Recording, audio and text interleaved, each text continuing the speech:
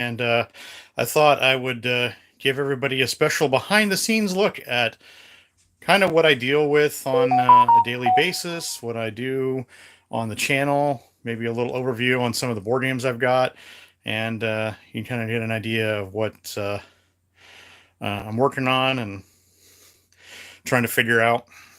So, as you can see, the space behind me is the standard view you see on most of the videos that I put out.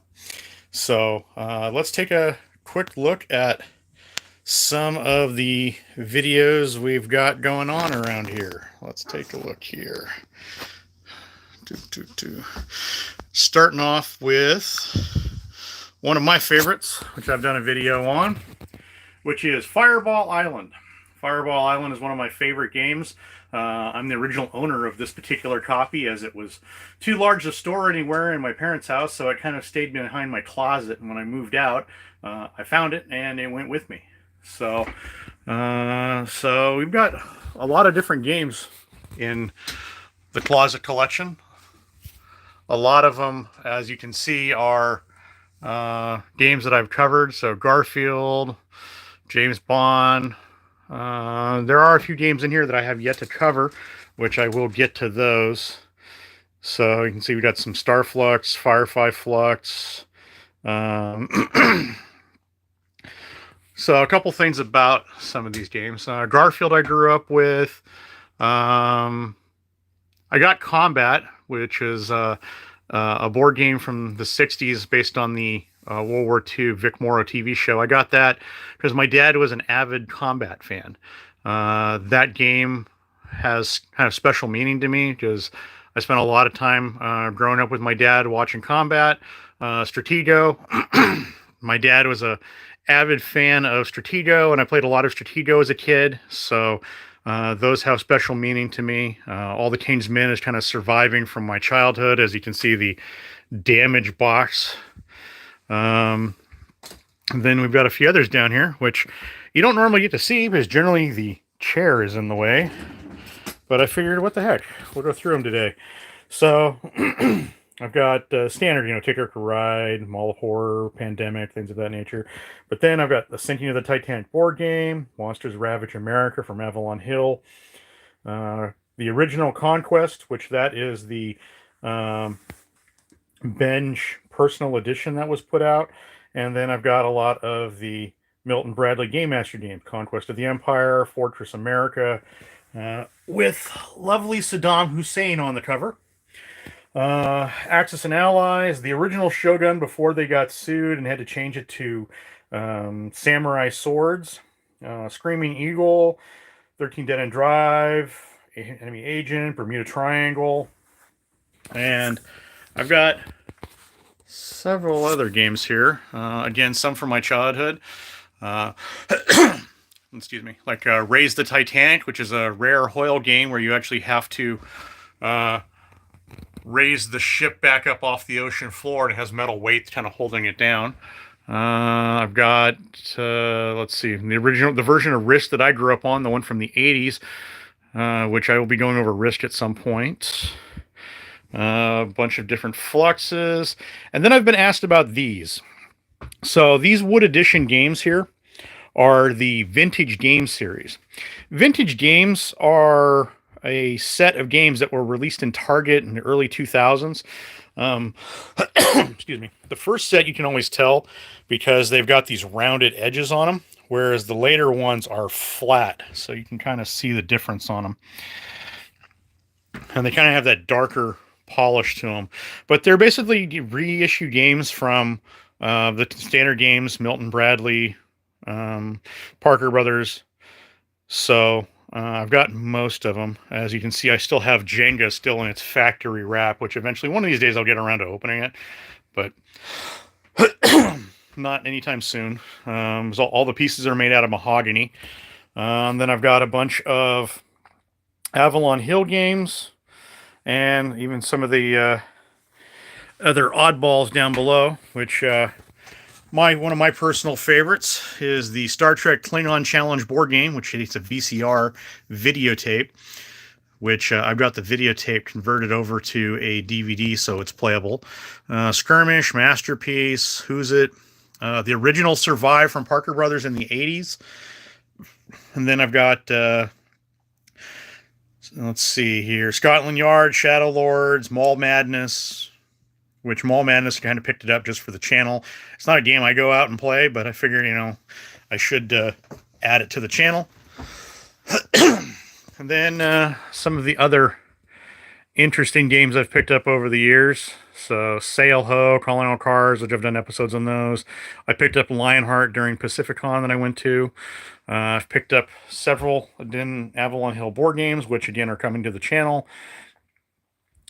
Zombies, again Battleship, and some of the more oddball stuff. And I'll get the chair out of the way here so you can take a look at see some of the other stuff that I've got here.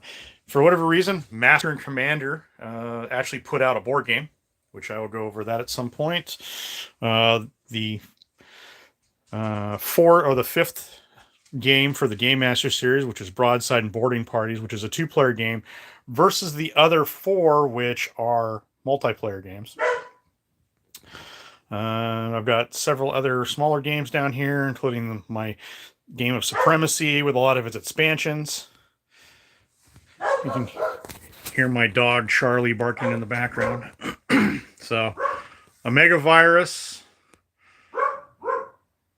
It from the Pit, which I'm the original owner of that from as a kid, and then I've got several other board games here.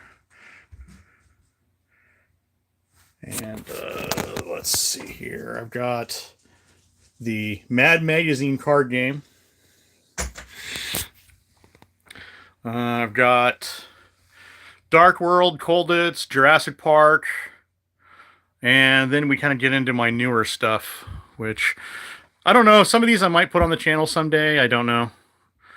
Some of them I will, some of them I won't. But Shadows of Camelot, Mystery of the Abbey, which that game right there, Mystery of the Abbey, is a game I'd recommend. It's kind of like Clue, but crazier because you have more rooms, more people. You have to eliminate a lot more. Mansions of Madness, which I've got some that are still in sealed copies. I've got Spectre, Dominion, Ghostbusters 2, Cult Express, the Walking Dead dice game, which I want to do that at some point. A game my mom gave me for whatever reason, which was the Seinfeld Festivus board game, which I have no idea how that one's going to work out, but I have yet to open it. So one of these points I will open it. But that's kind of some of what I've got in basics in gaming. But some of the other things that I do, especially I have, I've got my computer, which I'm always systematically going through YouTube, uploading programs. I'm currently working on a video here, which actually I'll show you, which excuse me. I'm currently working on Coup d'etat, which is a Parker Brothers game that should be interesting. It runs on cards and has little dagger tokens, so I'm looking forward to doing that. But I spent a lot of time doing research online and try to find information on the games. I go through and try to find still shot photos, which you can see some of the still shot photos here that I've found for some of these games. And I try to put the video together. So I use Windows Movie Maker, which is a kind of an out-of-date program, but it's a program I like using and I'm very comfortable with it. And I've always been very happy with it. And then again, I always keep trying to go through and update material on YouTube channel. You can kind of see I have a bunch of random knickknacks around my desk. So this is my personal office. But yeah, I spend a lot of time. I try to put some thought into the episodes I make, and I want to make something that's a good quality product. I know I've gotten called out on some of the banned material.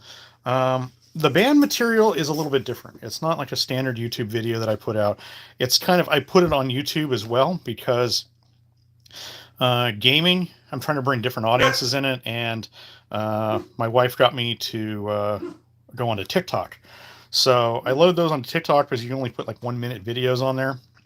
So I added those on there to help the channel grow a little bit, kind of spread out, so that way others who may not enjoy on YouTube can kind of see it, which surprisingly has helped the channel out a lot and has helped get to some mile marks that I wanted to hit. I hit 1,000 subscribers about a month ago, which I still am doing a special 1,000 subscriber video at some point coming soon. I'm just trying to work it out on time.